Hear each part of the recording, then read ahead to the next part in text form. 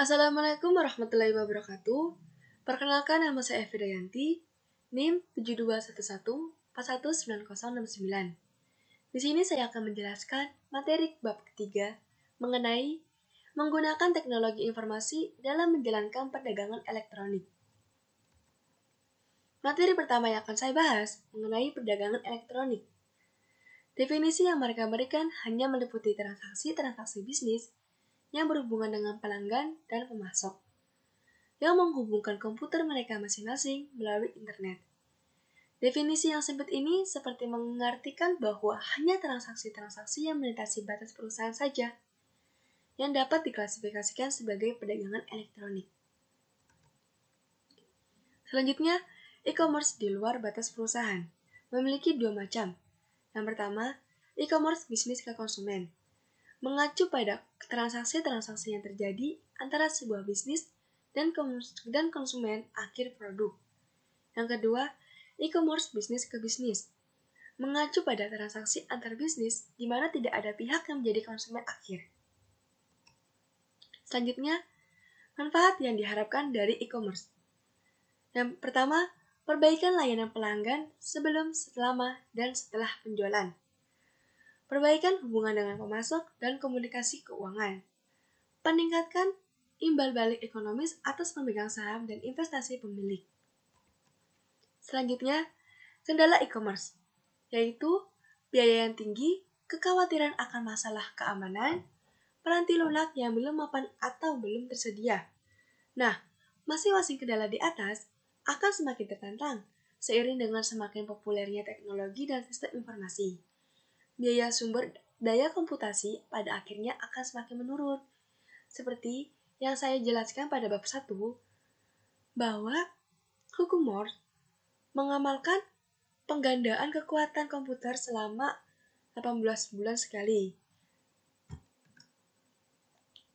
Selanjutnya, ruang lingkup e-commerce.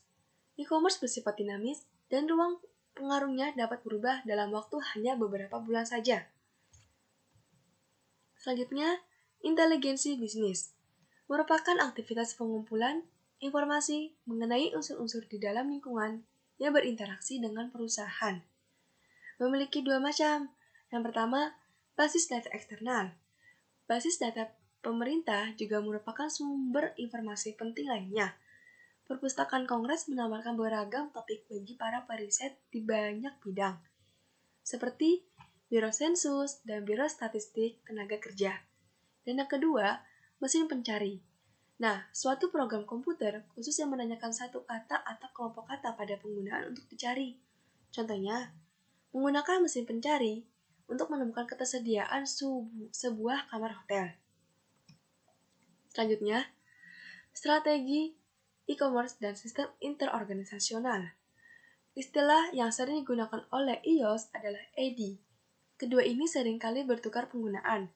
AD dianggap sebagai subkumpulan dari suatu sistem interorganisasional dan pertukaran elektronik. Nah, manfaat iOS itu adalah efisiensi internal terdiri atas perbaikan dalam operasi-operasi perusahaan itu sendiri. Yang kedua, efisiensi interorganisasional terdiri atas perbaikan-perbaikan yang diperoleh melalui kerja menawarkan lebih banyak produk dan jasa. Selanjutnya, ED terdiri atas transmisi data langsung komputer ke komputer dalam suatu format struktur yang dapat dibaca oleh mesin. Dan selanjutnya adalah extranet. Cara lain dari membuat suatu iOS adalah cara ini memungkinkan dibaginya informasi berbasis komputer yang sensitif dengan perusahaan lain dengan menggunakan teknologi informasi yang pada umumnya dihubungkan dengan internet. Lanjut, sekutu-sekutu bisnis proaktif dan reaktif. Ada 4 pengaruh nih. Yang pertama, tekanan kompetitif.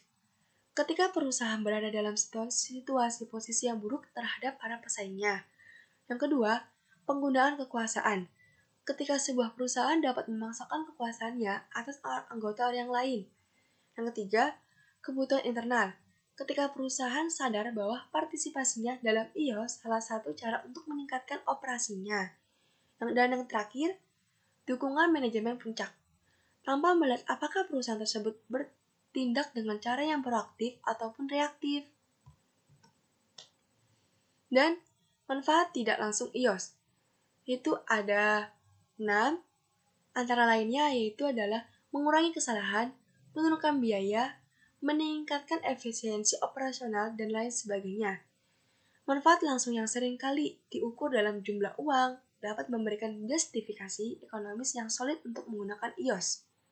Akan tetapi, manfaat-manfaat tidak langsung ini bisa jadi dilihat oleh manajemen puncak sebagai alasan paling penting dalam menyetujui suatu strategis iOS. Selanjutnya, strategis B2C untuk e-commerce, yaitu adalah produk-produk digital, merupakan bahwa produk digital dapat digunakan setelah di-download. Yang kedua adalah produk-produk fisik. Barang-barang fisik tidak dapat dikonsumsi melalui web, sebagai gantinya harus dikirimkan kepada pelanggan. Yang ketiga adalah penjualan maya versus campuran. Penjualan yang dilakukan oleh sebuah perusahaan yang tidak mengoperasikan tempat penjualannya fisik. Dan yang terakhir adalah pemerintah elektronik. Kantor pajak menggunakan layanan online untuk melelang sertifikat pajak bumi dana bangunan pada tahun 2005. Selanjutnya, langkah e-commerce. Itu ada 2. Yang pertama adalah pedagang bergerak dan nirkabel berkelas bisnis di sebuah tempat. Selanjutnya adalah World Wide Web. Itu ada 9. Antara lainnya adalah homepage, halaman web, situs web, brosur, dan lain sebagainya. Selanjutnya adalah saranan keberhasilan penggunaan internet. Yang pertama adalah pastikan situs web kuat, menekankan isi, sering diperbarui, melihat di luar pelanggan, tunjukkan isi pada kebutuhan spesifik penggunaan, ciptakan rasa kebersamaannya. Nah, dampak internet pada bisnis di masa mendatang itu adalah ketika Amerika setelah lambat dalam mengambil keuntungan dari jasa ini, dan Eropa khususnya Jepang terus maju dengan aplikasi-aplikasi bisnis yang inovatif. Jasa seluler 3G memungkinkan komputasi berkelas bisnis dilaksanakan dimanapun, di kebanyakan wilayah metropolitan. Sekian dari penjelasan saya, kurang lebihnya mohon maaf. Wassalamualaikum warahmatullahi wabarakatuh.